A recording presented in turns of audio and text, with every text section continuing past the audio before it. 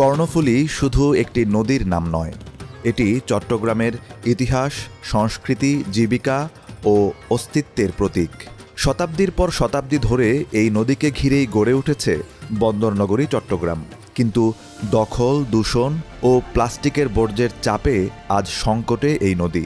আর সেই নদীকে রক্ষার আহ্বান নিয়েই আবারও শুরু হয়েছে দেশের অন্যতম বৃহৎ সামাজিক সাংস্কৃতিক আয়োজন সাম্পান খেলা চাটগাঁয়া সংস্কৃতি মেলা ১৪৩৩। একসময় কর্ণফুলীর পানি ছিল স্বচ্ছ, নদীর বুক জুড়ে চলত শত শত সাম্পান। নদীকেন্দ্রিক জীবন ও জীবিকার সঙ্গে জড়িয়েছিল হাজারো মানুষের গল্প। কিন্তু সময়ের সঙ্গে সঙ্গে বেড়েছে অবৈধ দখল ও দূষণ, সংকুচিত হয়েছে নদীর পরিধি, বদলে গেছে মানুষের জীবনযাত্রা ও ঐতিহ্য। প্রতিনিয়ত কর্ণফুলী নদীতে চট্টগ্রাম শহরের হাজার হাজার মেট্রিক টন বর্জ্য এখানে ফেলা হয়।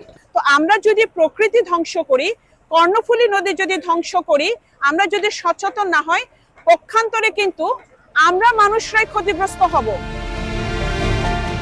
এই বাস্তবতা থেকেই গত ২ দশক ধরে নদী রক্ষার আন্দোলন চালিয়ে যাচ্ছে চট্টগ্রাম ইতিহাস সংস্কৃতি গবেষণা কেন্দ্র।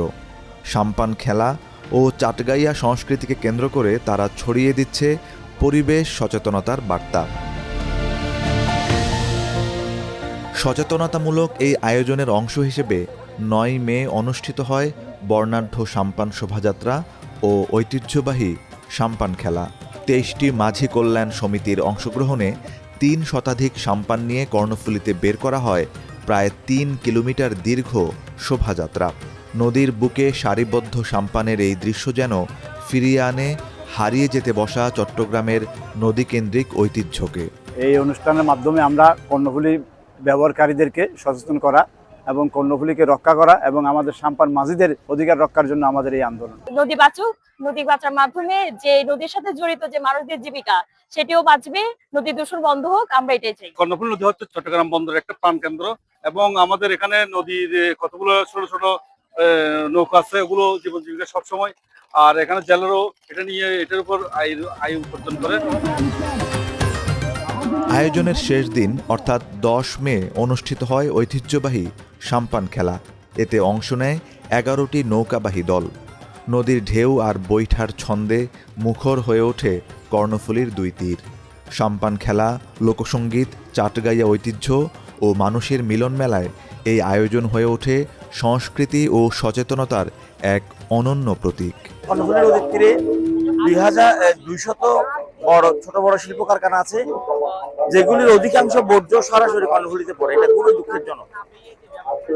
পরিবেশ অধিদপ্তর থেকে ইটিভি বসানো হলো, সেই ইটিভি অনেকে ব্যবহার করে না, যে কারণে এই অবস্থা চলছে।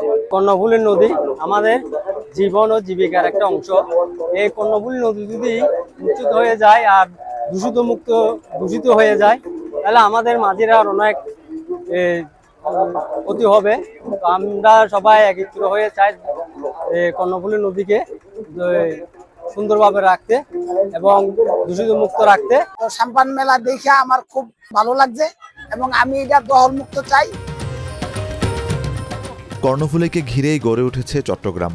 নদী হারিয়ে গেলে হারিয়ে যাবে ইতিহাস, সংস্কৃতি ও মানুষের জীবনের গল্পও।